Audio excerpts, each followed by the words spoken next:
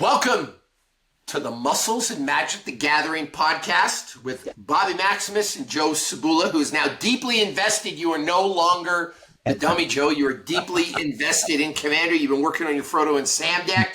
You've been working on your Elf deck. You've been working on your Rabbit deck.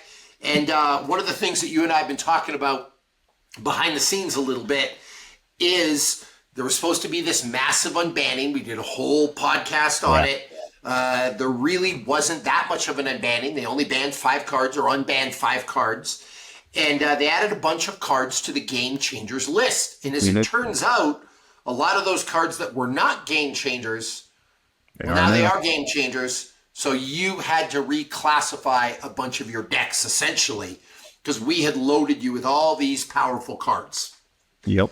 But one of the words that kept coming up to me, and we're going to do something really fun today. I am going to build you the funnest Magic the Gathering deck on the planet, Joe, and I'm so excited to show this to you. You're going to go bananas. Are you ready for this? I am ready. So one of the things they talk about in the literature a lot is the cards that are banned, they're banned because they are not fun. They are unfun. Then they make the game oppressive, right? Yeah. They talk about some of the cards that are game changers. They're game changers for kind of the same reason. You know, they're super powerful. People don't like them. You know what it sounds to me? People just don't like powerful cards. That's it. In fact, what it sounds like to me is people just don't like losing. I was just going to say that. They don't like losing. Right? And you did a really good video, and I'll put a link to it in the show notes on who wins D&D or who wins a D&D game. And it's not about winning and losing. That's one thing I love about it. It's about the experience. It's about the storytelling. It's about the lore. And if you know anything about me, maybe this is your first time tuning in, I collect Magic the Gathering because I love the lore. Joe, I even sent you that TikTok account of like where someone broke down all the lore. I don't know if you're addicted to it like I am, but I watch them every day where this guy, he's got like an incredibly like silky smooth voice too. It's like Morgan Freeman, but he is narrating the stories of Lathro, Blade of the Elves. Like I was able to send that to you and fill you in. That's what I love. I love diving into the world of Magic. And so whether I win or lose, like listen, I'm not building decks to be bad. Yeah. But whether I win or lose, it's more about me getting to sit down with you for 2 hours and play and talk and like engage in some kind of story. You know what I mean? Yep. But the community doesn't like stuff that's unfun. So I'm going to take it a step further. And this is my open letter. This is my video letter to Wizards of the Coast. This is my open letter to the Commander Committee. If we are saying that cards are banned or staying banned because they are unfun or not fun, then, Joe, by default, does that mean that anything that's not banned is automatically fun? Yeah, no. Are you sure about that? I will just tell you from experience, there are still plenty of not fun things that can happen. I'm just saying, go with me. If they're banning it because it's not fun, then if it's unbanned, then it must be by default a fun card. Well, fun, in fact. I will fight you on this. So I have built the funnest Magic the Gathering deck in the world. Normally, Joe, I build decks with banned cards because I am unfun. I'm the person you don't want to sit at the table. But I wanted to be inclusive. I want to feel welcome. So I built a deck that I'm going to bring to Magic Con in Vegas. And this is going to be my fun Make Friends deck.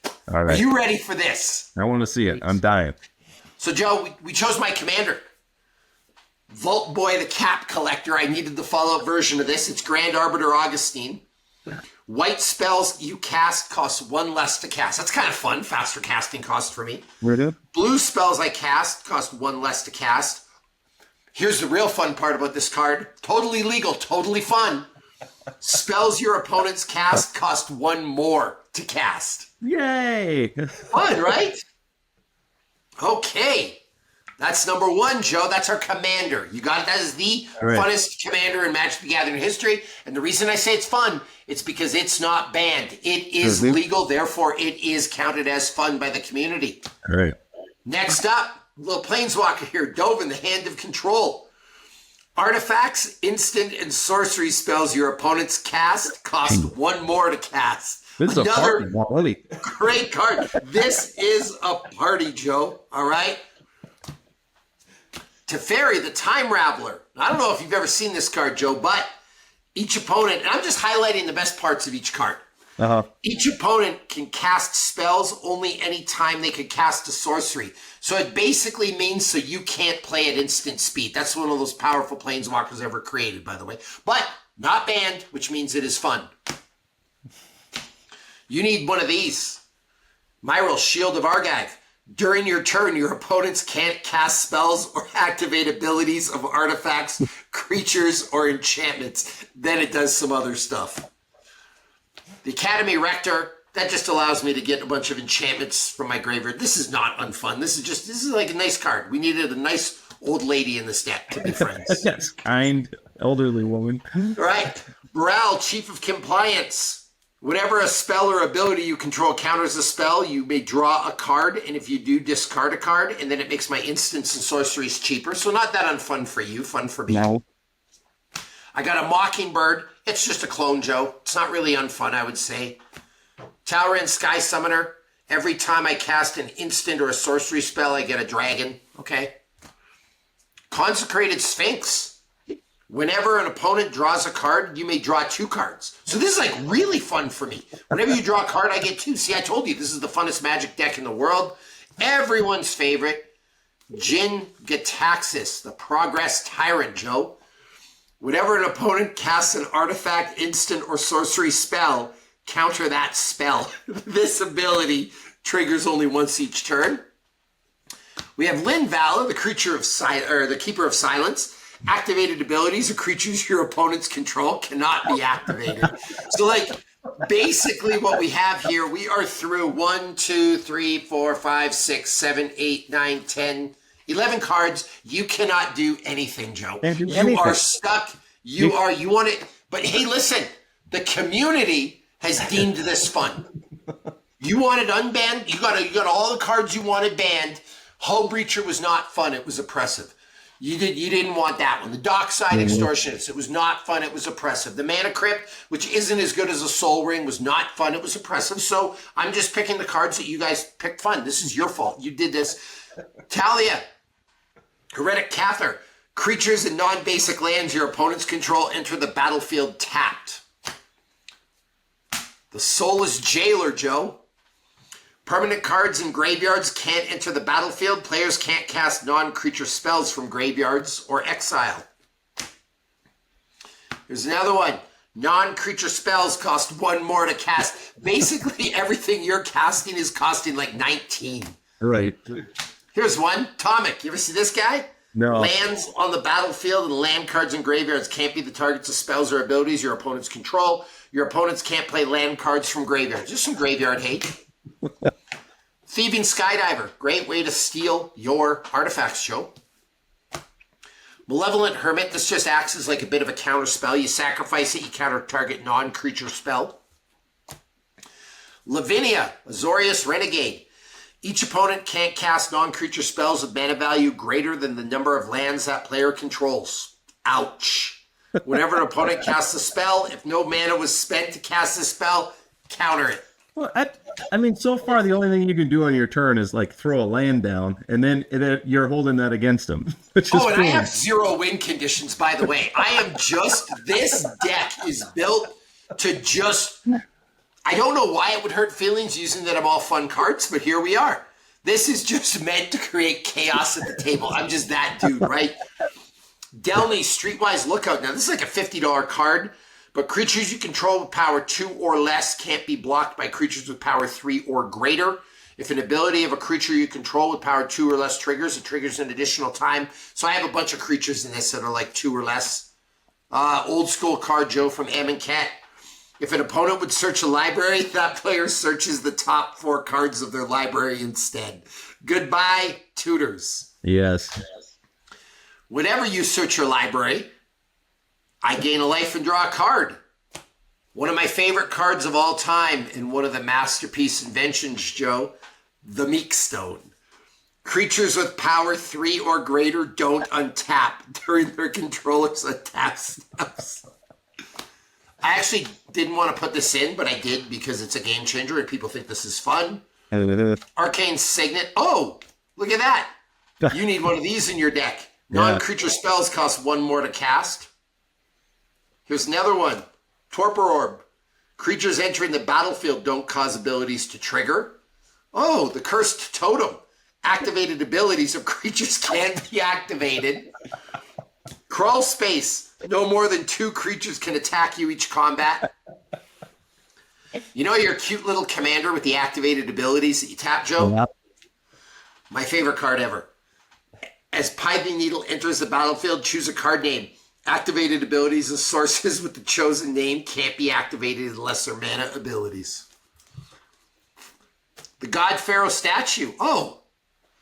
Spells your opponents cast cost 2 more to cast. Oh, by the way, if anyone can do the math, please go in the comments and tell me how much your average spell is costing right now. It's probably like 15 mana, Joe. Yeah. Soul Ring. Oh, here's a fun one for you. A player may not untap more than 1 land during the untap phase of each or his turn. I'm just, Joe, listen, here's the deal, man. I see your face. I just wanted to introduce you to all the fun cards in Magic's history. And because they are banned, again, I'm going to harp on this all episode. They are by default fun. You want to tell me the banned cards are unfun? These are fun, all right? This is how I parent my kids too, by the way. Oh, you guys think this is fun, huh? Okay, here we go. Ice-Cron Scepter, that's just to, you may copy the exiled card. If you do, you may cast a copy. Actually, read this whole thing, Joe. You need one of these in your deck. When Ice-Cron Scepter enters the battlefield, you may exile an instant card with converted mana cost 2 or less from your hand. And then you pay 2, you tap it, you can copy the exiled card. If you do, you can pay you can cast the copy without paying its mana cost. So basically, it's like you have a counterspell or a demonic tutor on a stick kind of deal. Not a demonic tutor because that's a sorcery, but you understand what I mean. Yep. Rhystic Study. People love this card. Whenever an opponent pays a spell, you may draw a card unless that player pays 1. Yeah. Smothering Tithe. Whenever an opponent draws a card, that player may pay 2. If that player doesn't, you create a treasure token. All I can hear from you is that you peasants can't afford to pay my taxes. What movie is that from? You know what I'm talking about? Hollywood. You're the sheriff of Nottingham. Treachery. When Treachery comes into play and tap up to 5 lands, you control enchanted creature. I can take one of yours. Okay. Ghostly Prison. Creatures can't attack unless their controller pays 2 for each creature he or she controls that's attacking you. Greater Oromancy, it just means my enchantments have Shroud, so all the fun stuff I'm doing you can't mess with. Rest in Peace, a little graveyard hate. Creatures your opponents control enter tapped, Authority of the Consoles. Oh, here's a good one. Spear of Safety. Creatures can't attack you or planeswalkers you control unless their controller plays X for each of those creatures, where X is the number of enchantments you control. I really want to go to your playgroup and play with this. I cannot wait, by the way, to bring this to MagicCon Vegas. Okay. Poor Man's Smothering Tithe, Joe. Monologue Tax. Here's one. Back to Basics. Non-basic lands don't untap during the controller's untap steps. Propaganda. Creatures can't attack unless their controller pays 2 for each creature they control that's attacking you. So it's costing like 90 mana for you to attack right now. And Stasis. Going up. Players do not get an untap phase. I mean, that's a good one. Oh, and now here's for the really fun ones, Joe. Destroy all lands. Destroy all creatures that can't be regenerated. What else do we got in here? We have a bevy of counterspells. Force of Negation, Mana Drain, Trick Bind, Cryptic Command, Counterspell, 3 Steps Ahead, another great counterspell, couple removals, couple counterspells. All I can hear in my head is nope, nope, nope, nope, nope. No, you didn't. I can't. Nope. We have some other assorted cards. We have a replenish for my enchantments. I just wouldn't want you to send all my fun cards to the graveyard, so I can return all enchantment cards from graveyard to play. This is a super expensive card. They'll never reprint this. I think it's on the reserve list. Too powerful. But anyway, Joe, I do have a couple of cards to add to this deck. Okay. So you'll like this. Today, I was filming a video for my Frodo and Sam deck. With it? And I found this one. This is great. This deck has all kinds of creatures that are super small in it. So we're going to put in the Ensnaring Bridge, or the Bridge of Khazad-dûm. Creatures with power greater than the number of cards in your hand can't attack. Wow.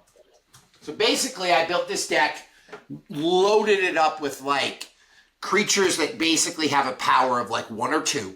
Mm-hmm. Low casting cost, so that basically I can like lock you out of the game. Yeah, I mean, you can't do anything.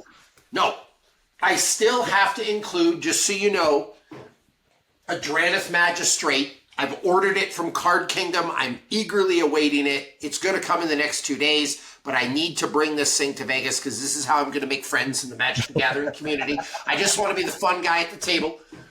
The Drannith Magistrate. Flip tables, and there you will find Bobby Maximus. Yes. Your opponents can't cast spells from anywhere other than their hands. You've got a Grand Abolisher coming. During your turn, your opponents can't cast spells or activate abilities of artifacts, creatures, or enchantments. And I have the Voice of Victory, Joe, which is another one of those shutdown cards. So there we are. And we're having a blast. Like I said, this deck is a party. I do want to bring you into my gaming group, but I'm not going to tell people that you know it. I would be like, hey, this is my friend Bobby. He's never played before. We just threw a deck together with a bunch of old cards that he had. He's the fun guy. So this deck is worth $1,000. This deck's worth $1,000. The total mana value is $159. When I add these other cards, it's going to go up. And what was that card I just added? The Bridge of, it'll pop up. Khazad-dûm. Okay, that's a $12 card. That adds to my value. What the casting cost history? All right, Joe. So I just added that. We are happy. I also have this beautiful. You need one of these for your Frodo deck. I need all of those Lord of the Rings. Balin's Tomb. The Ancient Tomb. You basically add 2 mana. That one actually fits my Frodo deck really well. Does really, really well. So you'd need that card. Maybe I'll send you one for being my best friend. But Joe, the point of this podcast, and here's what I wanted to get your opinion on, right? We talked about your D&D video where like nobody wins. It's like all about the storytelling, right? Yeah, it's friendship. It's spending time together. It's the stories that you weave. That's what Magic the Gathering is to me. It's always been about collecting. I have never cried because I went on a show called Tabletop Jocks with Ben Bateman, with Joe Johnson, and my buddy Joe Kay. And we had a great time. And honestly, I won the game, which felt good. But that's not what I remember about that day. Right, I remember the camaraderie. I remember the laughter. I remember the excitement of being on a Magic the Gathering show. I remember watching how Ben built his Yan Yansen deck, which is like one of the best decks I've ever seen. Ben's got a great magic mind. I love his social, by the way. But Joe Johnson had a weapons deck, basically, that he used. And one of the Street Fighter characters, Ken, was his commander, so it was pretty awesome. Joe used a Dahlia card, super good Legendary Matters deck. But like, Joe, I learned so much that day just playing. Yeah. Ooh, I need that for my deck. I need that for my deck. This is a cool card. What's this right here? I need this. That's why I love Magic the Gathering. And then the lore, the stories, the fun, all that stuff. And I don't know how you took it when you read like the release from Wizards, but there is this idea in the community, and it doesn't just come from Wizards. Like Wizards is like just trying to manage the community, if you will. Yeah. But there's a bunch of people that cry and whine and complain that cards are unfun. And here's my whole platform, and I want your opinion on this. There's a guy named Josh Lee Kawai. He's on Command Cast. He's one of my favorite Magic personalities. He loves the card Rhystic Study. He likes card draw. Okay. Enough people in the community cry that Rhystic Study is unfun. And then it gets banned. now his joy of using that card is taken away. Yeah. Like, that's the problem I have with, like, who gets to decide what's fun and what's not fun? Like, how does that work in a Dungeons and Dragons game? Like, who? Well, that's the whole point of, like, doing the session 0 and sitting down and talking to people, say, what kind of game are we playing here? Yep. You know, like, what are we shooting for? Because I don't want to come to the table planning a Lord of the Rings style adventure and then have everybody running off on some, like, you know, goofy bizarreness that doesn't fit the scene. Okay. Like, we want to make sure that we're all in it together. And so from the Magic standpoint, it's like, you know, are there certain cards that have come up in games? Like, if I'm playing against you, if I'm playing against my buddy JP, and he keeps hitting me with this one card, I'm like, listen, I don't want to play against that card anymore. It's not fun when that comes out. That's between me and him as friends. Yep. And we could switch something else in his deck, or we can work together to make my deck better. But, like, that's interpersonal communication. I don't. Yeah. And we said this in previous podcasts. It's not like, you know, the SWAT team from Wizards of the Coast is going to come descending, you know, rappelling into the building because I play a particular card. But if we're hosting a tournament, we all have to agree on what those tournament rules are. And if the tournament says you can't use X, Y, or Z, well, those are the tournament. You play by the rules or don't join the tournament. And I will say, and I'm going to pull it up right now so I can read from it, I do like the new bracket system for that. Yeah, I think it's a good starting point, right? But we've even talked about, you know, things can be high or low within the bracket. Is it a low 3 or a high 3? You know, is it a 3.1 or a 3.9? It's still a different expectation on the play level. We were even just talking about my Frodo and Sam deck is not a super fun one to play against, and it technically is a bracket 2. Yep. So have that conversation.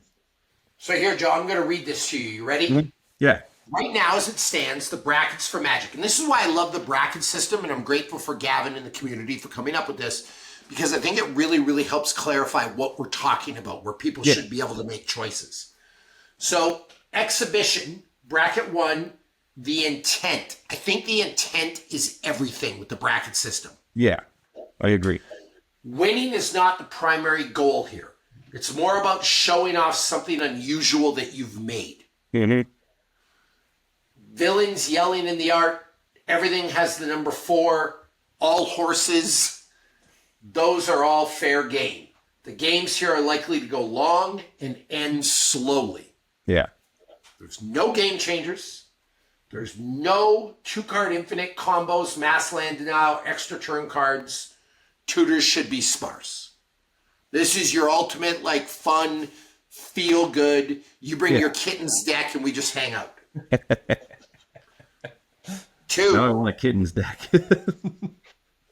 While core decks may not have every perfect card, they have the potential for big splashy turns, strong engines, and are built in a way that works towards winning the game.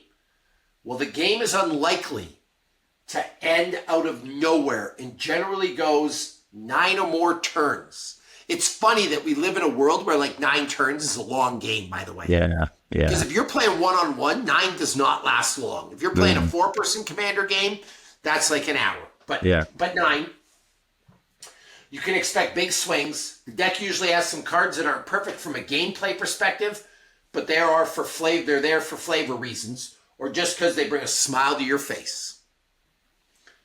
No game changers, no intentional 2-card infinite combos, no mass land denial, extra turn cards only in low quantities, and they're not chained or looped where you're taking like 30 turns at a time. Yeah. Upgraded. This is where we live. Yeah. Well, no, we live optimized, but okay. They are full, Joe, of carefully selected cards, with work having gone into figuring out the best card for each slot. The games tend to be a little faster, ending a turn or 2 sooner than your core deck, so like turn 6 or 7. This is also where players can begin playing up to 3 of the game changers, amping up the decks further. Of course, it doesn't have to be any game changers to be bracket 3 deck. Many decks are more powerful than a pre-constructed deck even without them. So you don't have to have game changers, but you can, right? Yeah. But this actually, Joe, this is a perfect opportunity to talk about what you talked about. Yeah. So you have a deck right now and I want to pull it up on your Mox field. But what did you say your Frodo and Sam deck was technically? Still technically a bracket 2. Okay, let me pull this up. This is interesting. But I do know that there are some 2-card infinite combos in there. We'll put this in the show notes. Mm-hmm. But your deck is called, let me see here. I know it was you, Frodo. Joe Lounge. Right. I know it was you, Frodo. According to Moxfield, it's a bracket 2. Mm-hmm. Because you have no game changers, no mass land denial, no extra turn cards. Mm-hmm. But we talked about this because you and I sat down and really tried to upgrade this. You bought the Frodo and Sam Precon. Yep. We threw in a Chatterfang Squirrel General. We threw in an Exquisite Blood. We threw in a Sanguine Bond. I actually think Sanguine Bond was in there already. But we threw in the Exquisite Blood to make it infinite combo. What else did you add to this, Joe? Oh, Rosie of Cotton Lane. That was actually with the pre-con. Okay, Scurry Oak. Mm-hmm. Because Scurry Oak and Rosie of Cotton Lane, have you done the infinite combo with them yet? Yep. Or Herd Baleth, right? You can create as many creatures as you want. Like, we really upgraded this. Yeah, there was quite a few. So this is not... Here's my point. The original Frodo and Sam deck you got the pre-con, this is considerably better. True or false? True. But we built it in a way that kept it as a bracket 2. Yeah.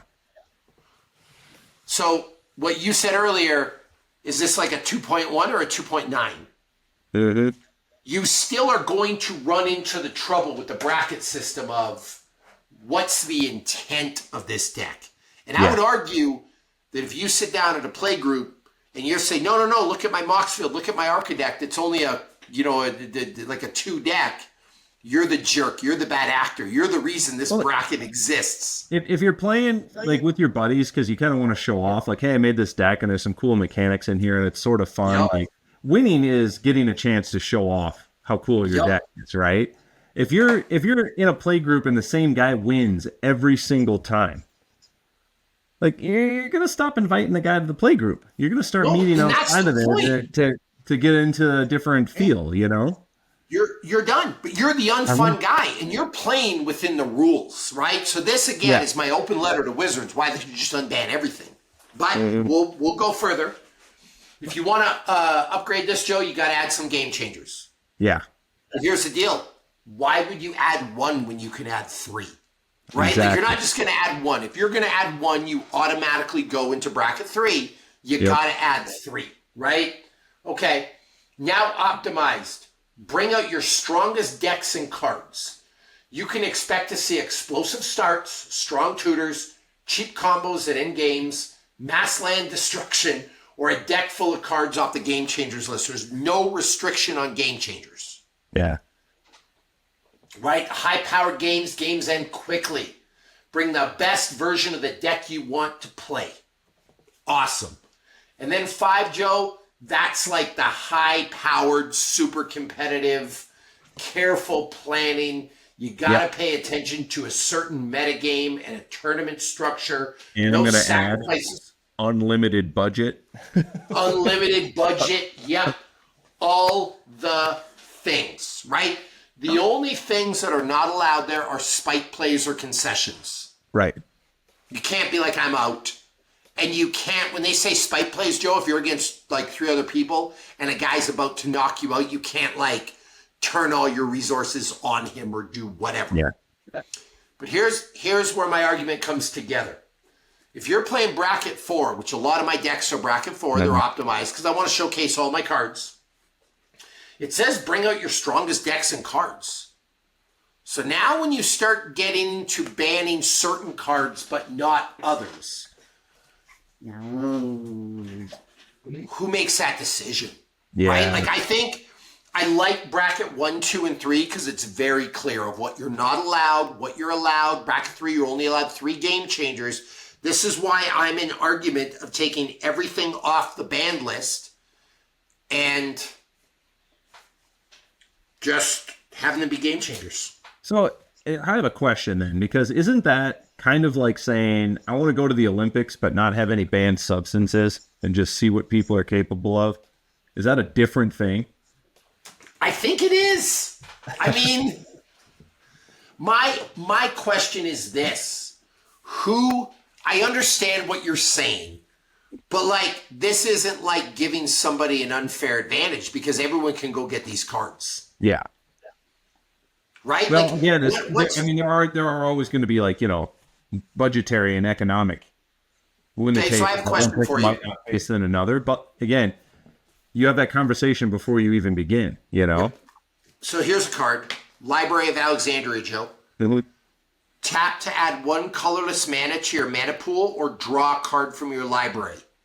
You may use the card drawing ability only if you have exactly 7 cards in your hand. Great if you get it your opening hand. Yeah. Great if you have a deck where you only have 7 cards in your library. So extremely powerful in a few scenarios. But compare it to this. You have to add 1 of these cards to your elf deck. Which one are you adding? It's obviously Balin's Tomb or the Ancient Tomb. It's way more usable in a bunch of different decks. I think it's actually a more powerful land. This is more powerful, the Library of Alexandria, in very specific scenarios. But overall, I think that's a better utility land. Yeah. This is banned. This is allowed. That's my whole issue. And there will be people in the comments that are saying, you have no idea how powerful Library of Alexandria is. Yes, in a very limited run of decks. But let's look at some other cards, Joe. We talked about this guy. This poor guy, man, he's been treated very negatively by the Magic the Gathering community. Add 1 green mana to your mana pool for each forest you control. I don't know if it's worse than an Urza Lord High Artificer. I don't know if it's worse than a Gaia's Cradle. It's a great card. Does it deserve to get banned? What about Yawgmoth's Bargain? Skip your draw step, pay 1 life, draw a card. Great card, but again, I don't know if it's as good as some other cards on the list. Biorhythm, Joe. Each player's life total becomes the number of creatures he or she controls. Killer in a Lathril deck. Yeah. Right? But my point is that, like, who gets to decide what's banned and not banned? Why is this not fun? So, question for you, actually. Let's play this out, Joe. Okay. Biorhythm. Hey. Each player's life total becomes the number of creatures they control. Banned and not fun. Okay? But let's talk about that. Why is the Winter Orb fun and why is Biorhythm not fun? This is way less fun. Yeah. But see, I think the mentality is wrong. You can't ban a card, right? Like, banning a card to me is because there's, like, I don't know, a lewd picture on it or like a bad word. Okay, I agree 100%. Right? You got to ban the mechanic. You ban what the card does. And then you can't just ban 1 card that does it. You have to ban every other card that does it. Yep. So what is it about that card that makes it a bannable card? And then you have to apply that across all the cards. And honestly, and it's in the past, Joe, it's been that the people that were on the Commander Committee didn't like the cards. I've been saying this for years. And it's always under some weird esoteric guise of this makes the game unfun. This slows down the game. That's like, I don't like playing against that card, and then I got to come up with a way to voice that supports my position. That's not, like I said, saying, you know what, this mechanic does change the way the game plays or does make it unfun for people. And then we have to apply that as a rule across all the cards that do that. Okay. So here, I'm actually going to pull this from the internet. You ready for this? Yeah. Some Magic the Gathering cards are banned from specific formats due to various reasons. Being too powerful. Like, but the Craterhoof Behemoth isn't powerful with a bunch of elves on the board. Yeah. Like a Imperial Seal isn't powerful. A One Ring. The One Ring, Joe, is maybe the most powerful Magic card ever created. Not really, but it's got an argument. And by the way, you've noticed this. Not all game changers are created equal. Yeah. Like, I wonder, you know what would actually be a good for the next podcast? If you sat down and out of all the game changers, you ranked them from what you think is the best to the least. Because I guarantee you could come up with a ranking. Yeah. 100%, right? They're not all equal. So let's be clear about that, Joe. But they're too powerful. So now we're into objectives. Says who? Right? Yeah. Gaia's Cradle is one of the most powerful lands ever created. And if I gave you the choice between a Gaia's Cradle and a Caracas, you would take a Gaia's Cradle 10 times out of 10, but Caracas is bad. Okay, so, okay. Causing unhealthy metagames. Who gets to decide that? What's an unhealthy metagame? Yeah, by what standard? And again, at what point am I empowered as a player to decide how I want to use these cards, right? Yep. Cards are also banned for causing rules issues or being overly dexterity dependent. So I can get behind that. Like the design team messed up on a card and it's like, okay, this was not meant to be part of the game. Or being racially or culturally offensive. Okay, get rid of it. Yep. Agreed 100%. Yeah, change the art, but what is the mechanic, right? Yep. But when you talk about like the power in metagame, cards are often banned when they're perceived to be too powerful. Perceived. That's the key word. Or create unfair advantages. Yeah. Well, dude, like, so now do I have to go through your elf deck and do I have to, because I'll tell you what's not fun, Joe. You're a jerk for putting it in there. Let's talk about this. Exquisite Blood. Whenever an opponent loses life, you gain that much life. Sanguine Bond. Whenever you gain life, target opponent can wait. Hold on, I got to read this again. So wait. If you have both of these on the table and you do me 1 damage, however you figure out how to do it, I just lose infinite life? Is that how that works? Yep, and I gain infinite life? That seems like, I mean, maybe someone can explain this to me in the comments. That, I mean, again, I'll go back to it. That seems a lot worse than dealing with one of those or one of these. It's not that hard to get that combo out. Yeah. I've done it. Seems a lot worse than poor Rathellos, just a nice elf, Elrond's best buddy, minding his own business. All this guy wanted to do was take Galadriel on a date, and then you guys just shelved him, man. I'm just, like, I hope I'm making my point here, Joe, but it's like, I look at that, and then I look at your, okay, so you're looking at your Frodo and Sam deck. It's a bracket 2. Yep. So I got to worry about Exquisite Blood and Sanguine Bond. Mm-hmm. If you get Rosy Cotton out with a Scurry Oak or with a Herd Baloth, game's over. It's an infinite combo. And by the way, they have all pretty low casting costs. You can get that out pretty fast. Yeah. What are some of your other, like, insane combos in this deck? Because there's a few. Oh, like, God. I always have to wait for him to come up. Even with Chatterfang, like making all these tokens with the Mirkwood Bats on the field, that's not fun. Like, but here's my point again. I feel like the old committee, what they would do is one too many, like the guy lost one too many games with the Mirkwood Bats, and it was like, I don't want Mirkwood Bats being a card. Yeah. Okay, so you ban it because you think it's too powerful, but you're totally okay with the card in your deck that you like that's even worse. Yeah. And where I think banning, Joe, becomes a slippery slope is because I don't like your little stupid life gain combo. I'm now going to ban Exquisite Blood. Yeah.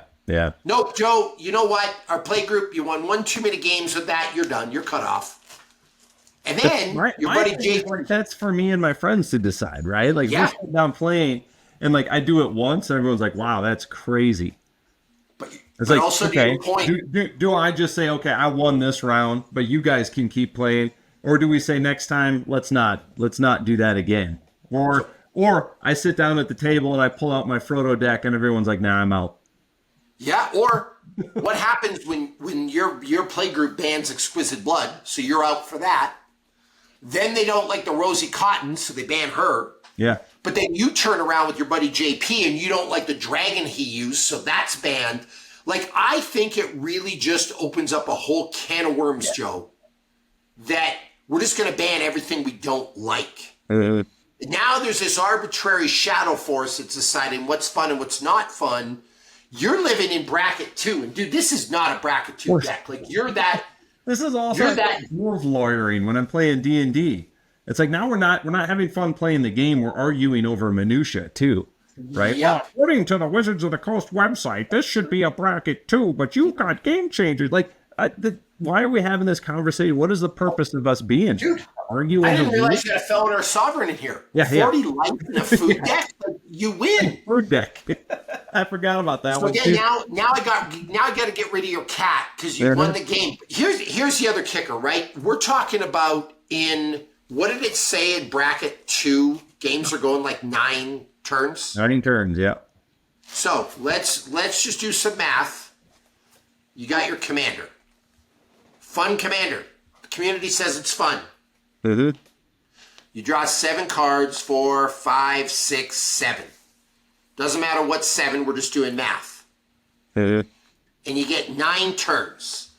So we know you're going to draw 1, 2, 3, 4, 5, 6, 7, 8, 9 cards for sure. Yep. And let's say you kind of got lucky with whatever cards you were using, so you could draw some extra cards, right? You have a high-powered deck, and let's say you drew 1, 2, 3, 4, 5, 6, 7, 8, 9, 10 extra cards over those turns. Like you're averaging an extra card draw per turn. Cool? Okay. Yeah. That'll actually be 9. So how many cards have we got out of our deck before we won? And that's in bracket 2. 1, 2, 3, 4, 5, 6, 7, 8, 9, 10, 11, 12, 13, 14, 15, 16, 17, 18, 19, 20, 21, 22, 23, 24, 25. There's really only like a 25% chance card or a 25% chance you're ever going to see that Exquisite Blood in the first place. Yeah. And that's assuming you get decent card draw. Yeah, now stuff's getting complicated because you're going to have tutors. There's ways to like look for your Crater Hoof and stuff like that. But then you're playing in that bracket 4 deck where it said pretty much, like it didn't say go for the throat, but I'm pretty sure it said go for the throat. Am I wrong? Yeah, it's a go for the throat.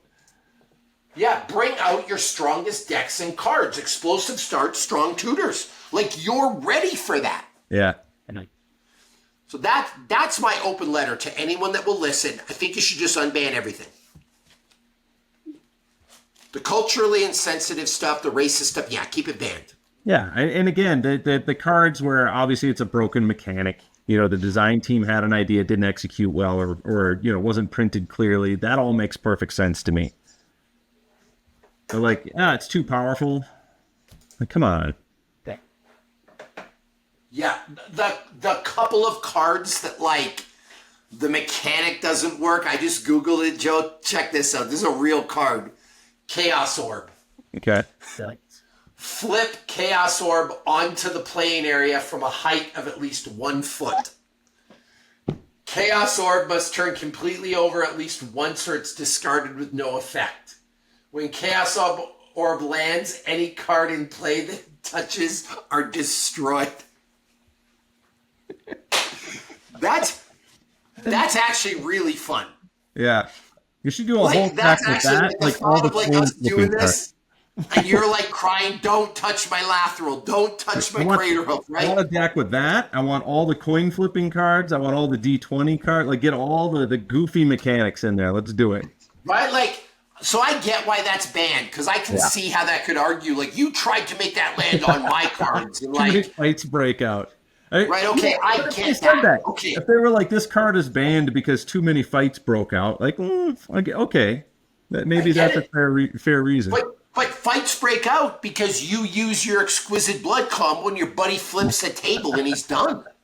So again, Joe, we're not going to review them, but like I said, like, This is just a really fun deck I built, and I am going to stand on business, and I'm going to say, if it's banned, it means it's not fun. And then logic. You took philosophy in school. Let's see how smart you are, Joe. You're coming to my side.